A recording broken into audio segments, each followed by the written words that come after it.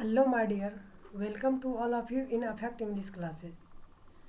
आज मैं आप लोगों के लिए इस वीडियो में एम इज आर का प्रयोग, use of am is are लेकर के आया हूँ। आज इस वीडियो में हम सब जानेंगे कि एम का प्रयोग कहाँ होता है, इज का प्रयोग कहाँ होता है, आर का प्रयोग कहाँ होता है, यानी कौन से सब्जेक्ट के साथ एम का प्रयोग होता है, कौन से सब्जेक्ट के साथ इज का प्रयोग होता है एंड कौन से सब्जेक्ट के साथ आर का प्रयोग होता है और कैसे होता है, उस चीज़ को जानेंगे। तो देखिए, हम ज़्यादा टाइम वेस्ट नहीं करते हैं, स्टार्ट करते हैं। तो सबसे पहले देखिए, रूल नंबर जो है ये 13 है, रूल नंबर 13, जिसमें use of am is are, use of am is are, इसको पढ़ना है। तो एम इज आर का प्रयोग जो है हम सबसे पहले जब हिंदी वाक्य में जो है सब्जेक्ट अपने बारे में या सब्जेक्ट के बारे में पता चलता है कि सब्जेक्ट कुछ है, ठीक है, सब्जेक्ट के बारे में कुछ बताया जाता है, तो उसका अंग्रेजी अनुवाद जो है हम इस टेंस में करेंगे। वो भी कब? जब लास्ट में है, हो, हूँ लगा हुआ रहे। तो जैसे एम का प्रयोग करते हैं हूँ के अर्थ में, इज का प्रयोग करते हैं है के अर्थ में, और आर का प्रयोग करते हैं या हो के अर्थ में, ठीक है, या है के अर्थ में। तो इस तरह से हम लोग यूज करते हैं। तो एम इज आर का प्रयोग जहाँ भी जिस सेंटेंस में, ऐसा नहीं है कि जिस सेंटेंस के लास्ट में है, हो, हूँ लगा रहे तो वो सभी के साथ इज का प्रयोग हम कर देंगे, नहीं। उसके बारे में, उसको पहले सेंटेंस को जानना होगा कि सेंटेंस में सब्जेक्ट यदि खुद को कहता है कि मैं ये चीज़ हूँ, या कोई भी सब्जेक्ट के बारे में सामने वाला जो है बताता है दूसरे को कि वह व्यक्ति वो चीज़ है, ठीक है, तो उस तरफ के सेंटेंस में एम इज आर का प्रयोग करेंगे, ठीक है। तो सबसे पहले जैसे एग्जांपल में देखिए, मैं एक किसान हूँ, तो मैं खुद को बता रहा हूँ कि मैं एक किसान हूँ। हम लोग एक शिक्षक हैं, हम लोग एक शिक्षक हैं, ये हम सब बता रहे हैं। आप लोग खिलाड़ी हैं। अब सामने वाला जो है बोलने वाला सामने वाला को कह रहा है कि आप लोग खिलाड़ी हैं, ठीक है। तो इस टाइप का सेंटेंस रहेगा। तो इसका अंग्रेजी अनुवाद जो है इस नियम से करेंगे और एम इज आर का प्रयोग करेंगे, और अंत में हूँ, है, ये सभी रहेगा, तो एम इज आर का प्रयोग करेंगे। तो चलिए देर नहीं करते हैं, स्टार्ट करते हैं। सबसे पहले स्ट्रक्चर बनाने का नियम को देखते हैं कि सबसे पहले हम इस तरह के सेंटेंस का इंग्लिश ट्रांसलेट करेंगे। तो सब्जेक्ट का, उसके बाद एम या इज या आर सब्जेक्ट के अनुसार, उसके बाद ऑब्जेक्ट हम लिखेंगे। ऑब्जेक्ट में जो है नाउन भी हो सकता है या एडजेक्टिव भी हो सकता है, एडजेक्टिव भी हो सकता है, ठीक है, नाउन भी हो सकता है और एडजेक्टिव भी हो सकता है, कुछ भी हो सकता है, ठीक। तो देख लीजिए सबसे पहले अब देखिए एम का प्रयोग कहाँ करेंगे, इज का प्रयोग कहाँ करेंगे और आर का प्रयोग कहाँ करेंगे, ठीक। तो जब सब्जेक्ट के रूप में आई रहेगा तो एम का प्रयोग करेंगे, जब सब्जेक्ट के रूप में वी रहेगा तो आर का प्रयोग करेंगे, जब सब्जेक्ट के रूप में यू, दे या पी नेम का मतलब हुआ कि प्लूरल नेम मीन से एक से अधिक नाम, यानी जब सब्जेक्ट के रूप में we, you, they and plural name रहे तो वो सभी के साथ जो है हम आर का प्रयोग करेंगे। और जब सब्जेक्ट के रूप में ही, सी, इट, एस नेम यानी सिंगुलर नेम, ये सभी जब रहेगा, सिंगुलर नेम मीन से एक नाम, तो ये सभी के साथ इज का प्रयोग करेंगे। आई होप आप लोगों को समझ में आ गया होगा कि जब सब्जेक्ट के रूप में आई तो एम लगाएंगे, जब सब्जेक्ट के रूप में we, you, they and plural name रहे तो आर का प्रयोग करेंगे, और जब सब्जेक्ट के रूप में ही, सी, इट या सिंगुलर नेम रहे तो इज का प्रयोग करेंगे, ठीक है। अब आइए देखते हैं कि ये सेंटेंस जो है, पहले हम अफर्मेटिव सेंटेंस के बारे में पढ़ लेते हैं। अफर्मेटिव सेंटेंस, तो अफर्मेटिव सेंटेंस जब रहेगा तो सबसे पहले सब्जेक्ट, उसके बाद एम, इज या आर, तीनों में से कोई एक सब्जेक्ट के अनुसार, उसके बाद ऑब्जेक्ट। ठीक है, तो देखिए फर्स्ट एग्जांपल, मैं एक किसान हूँ, आई एम ए फार्मर। हम लोग एक शिक्षक हैं, वी आर टीचर्स। देखिए यहाँ पे सब्जेक्ट के रूप में मैं, तो मैं का अंग्रेजी आई, और आई के साथ क्या लगाना है, एम, उसके बाद ए फार्मर। फिर नेक्स्ट देखिए, हम लोग किसान, हम लोग एक शिक्षक हैं, तो हम लोगों का अंग्रेजी वी, उसके बाद वी के साथ आर, उसके बाद टीचर्स। ठीक है, आइए नेक्स्ट देखते हैं, आप लोग भिखारी हैं, यू आर प्लेयर्स। वह एक गायक है, ही इज ए सिंगर। वह एक शिक्षिका है, शी इज ए टीचर। वे लोग पाठक हैं, दे आर रीडर्स। राम एक मंत्री है, Ram is a minister. Sita और गीता नर्स है, Sita and Gita are nurse. My dear यहाँ देखिए, राम यानी राम एक मंत्री है, इस सेंटेंस में जो है एक ही नाम है, तो ये सिंगुलर नेम हुआ, और जब सिंगुलर नेम रहेगा तो इज।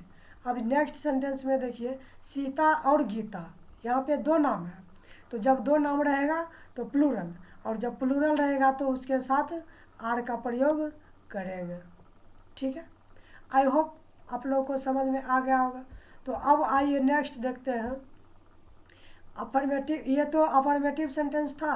अब आते हैं निगेटिव सेंटेंस देखते हैं।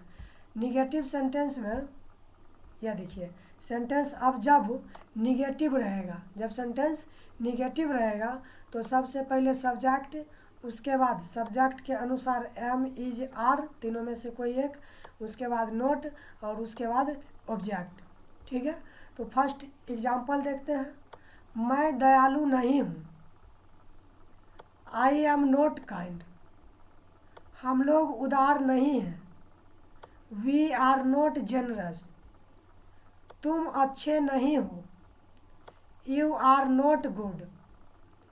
वह लंबी नहीं है, शी इज नॉट टॉल। वह खुश नहीं है, ही इज नॉट हैप्पी। वे लोग उदास नहीं हैं, they are not sad. Ramesh निराश नहीं है, Ramesh is not disappointed. Sunita और आयुष बेईमान नहीं है, Sunita and Ayush are not dishonest. ठीक है, तो इस तरह से हम लोग निगेटिव सेंटेंस का ट्रांसलेट करते हैं। माय डियर, यदि स्ट्रक्चर समझ में आ रहा हो या ये कॉन्सेप्ट समझ में आ रहा हो, तो आप जो है नोटबुक लेके और पेन लेके अच्छा से नोट बना लीजिएगा।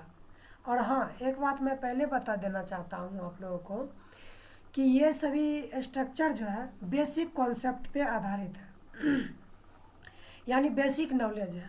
जिनको बेसिक आता है उनके लिए तो कोई बात नहीं है, लेकिन जिनको नहीं आता है वो व्यक्ति जो है अच्छे से नोट बना के और 2-3 बार जो है इसको रिवाइज कर लिया करेंगे, नोट करके उसके बाद रिवाइज कर लिया करेंगे और प्रैक्टिस करते रहेंगे। इससे क्या होगा कि समझ में ज़्यादा आएगा, जितना आप रफ करेंगे समझ में उतना अधिक आएगा।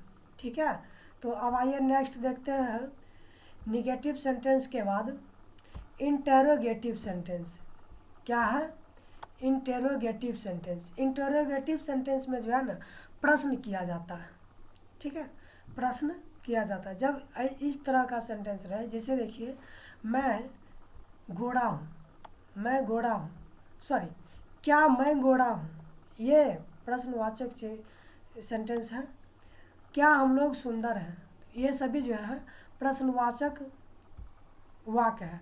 तो प्रश्नवाचक जब वाक्य रहेगा तो उसका अंग्रेजी अनुवाद जो हम शुरू करेंगे तो सबसे पहले एम या इज या आर तीनों में से कोई एक, और वो किसके साथ कहाँ एम लगाएंगे कहाँ इज लगाएंगे वो सब्जेक्ट पे निर्भर करता है, आपका सब्जेक्ट कैसा है। ठीक है, उसके बाद सब्जेक्ट लिखेंगे और तब ऑब्जेक्ट लिखेंगे, और अंत में जो है साइन ऑफ इंटरोगेशन देना नहीं भूलना है, अंत में साइन ऑफ इंटरोगेशन भी देना है। ठीक है, आइए देखते हैं एग्जाम्पल।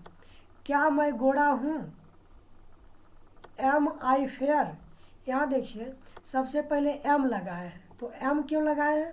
क्योंकि सब्जेक्ट के रूप में आई है, तो सब्जेक्ट के रूप में आई है, आई के साथ जो है एम का यूज होता है, इसलिए मैंने एम पहले ही लगा दिया। और लास्ट में देखिए साइन ऑफ इंटरोगेशन। ठीक है, तो ये साइन ऑफ इंटरोगेशन दोनों में रहेगा, भूलना नहीं है। नेक्स्ट आइए, क्या हम लोग सुंदर हैं? Are we handsome? क्या आप लोग स्वस्थ हैं? Are you healthy? क्या वह उदास है? Is he sad? क्या वह गोरी है? Is she fair? क्या वे लोग गरीब हैं? Are they poor? क्या रितेश अमीर है? इज रितेश अमीर इज रितेश रिच? क्या सीमा और निभा बीमार है? आर सीमा एंड निभा इल? तो देखिए इंटरोगेटिव सेंटेंस का ट्रांसलेट इस तरह से किया जाता है। ठीक है, तो अब आइए नेक्स्ट देखते हैं। नेक्स्ट क्या है? Interrogative with negative. नेक्स्ट क्या है? इंटरोगेटिव विद निगेटिव, यानी इंटरोगेटिव भी है, प्रश्नवाचक भी है और नकारात्मक भी है। तो जब प्रश्नात्मक नकारात्मक वाक्य रहेगा तो उसका अंग्रेजी अनुवाद जो है हम इस तरह से करेंगे। सबसे पहले एम इज आर, उसके बाद सब्जेक्ट, उसके बाद नोट और उसके बाद ऑब्जेक्ट। माय डियर, यहाँ जो है लास्ट में साइन ऑफ इंटरोगेशन भी लगाना ज़रूरी है, साइन ऑफ इंटरोगेशन भी लगाना है, ये चीज़ भूलना नहीं है। तो आइए एग्जाम्पल देखते हैं।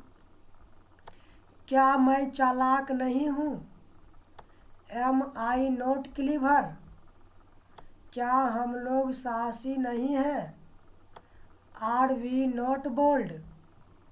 क्या तुम लोग मोटे नहीं हो? Are you not fat? क्या वह आलसी नहीं है? Is he not lazy? क्या वह भूखी नहीं है? Is she not hungry? क्या वे लोग मूर्ख नहीं हैं? Are they not foolish? क्या गायत्री तेज नहीं है? Is Gayatri not intelligent? क्या सोनी और लिली ईर्ष्यालु नहीं है? Are Soni and Lily not jealous? तो माय डियर, आई होप आप लोगों को ये 4 कॉन्सेप्ट जो है, स्ट्रक्चर जो है समझ में आ गया होगा। अगर नहीं समझ में आया होगा तो फिर से एक बार इस वीडियो को रिवर्स करके देखिएगा और नोट कर लीजिएगा। नोट कर लेने से जो है आपको वीडियो रिवर्स करके देखने की ज़रूरत नहीं पड़ेगी। ठीक है, नोट कर लीजिए अच्छा से फर्स्ट टाइम, उसके बाद 2-3 बार उसको प्रैक्टिस कीजिए, पढ़िए, तो शायद समझ में आ जाएगा और अच्छी तरह से समझ में आ जाएगा। ठीक है, अब देखिए कुछ वर्क दिया गया है। Translate into English and do fair in one, यानी इंग्लिश में ट्रांसलेट भी करना है और 1 का 4 भी करना है। माय डियर, एक चीज़ यहाँ पे और देखना है, वर्क में जो है थोड़ा उससे बढ़ के दिया गया है, यानी स्वस्थ और खुश। मैं स्वस्थ और खुश हूँ, तो डरने की ज़रूरत नहीं है, इसमें एंड का यूज कर देना और ट्रांसलेट हो जाएगा। जैसे मैं स्वस्थ और खुश हूँ तो आई एम हेल्दी एंड हैप्पी, बस अगर मैं स्वस्थ हूँ, सिर्फ ये रहता, अगर मैं स्वस्थ हूँ तो आई एम हेल्दी, बट यहाँ पे स्वस्थ और खुश हूँ तो आई एम हेल्दी एंड हैप्पी। उसके बाद नेक्स्ट है कि तुम उदास हो किंतु निराश नहीं, तो इसको भी उसी तरह से you are sad but not disappointed, you are sad but not disappointed. ठीक है, तो इस तरह से एक का चार बनाना है, इस तरह से ट्रांसलेट करना है और एक का चार भी बनाना है। एक सेंटेंस है मैं स्वस्थ और खुश हूँ, तो इसका चार देखिए, मैं स्वस्थ और खुश हूँ, मैं स्वस्थ और खुश नहीं हूँ, क्या मैं स्वस्थ और खुश हूँ, क्या मैं स्वस्थ और खुश नहीं हूँ। ठीक है, तो इस तरह से चार, और इसका ट्रांसलेट भी चार, I am healthy and happy, I am not healthy and happy, am I healthy and happy, and I am not healthy, I am not healthy and happy. तो डू 4 in 1, एक का चार। ठीक है, तो इसको बना के, और अगर संभव हो तो मेरे इस चैनल पे एक वीडियो है, उस वीडियो में व्हाट्सअप लिंक, व्हाट्सअप नंबर दिया गया है, या चाहे तो आप नंबर लिख सकते हैं व्हाट्सअप नंबर, उस व्हाट्सअप नंबर पे जो है सेंड कर सकते हैं। नंबर है मेरा 7352275698। ठीक है, तो इस नंबर पे व्हाट्सअप कर दीजिए, नहीं भी कीजिएगा तो नो प्रॉब्लम। ठीक है, हाँ मैं ये कहूँगा, यदि आप पढ़ना चाहते हैं, सीखना चाहते हैं English basic to high level, तो आप इसको पढ़िए, नहीं तो ऐसे कोई बात नहीं है। अगर अच्छी तरह से पढ़ना चाहते हैं तो इसको जो है बनाइए, प्रैक्टिस कीजिए, 2-3 बार बनाइए।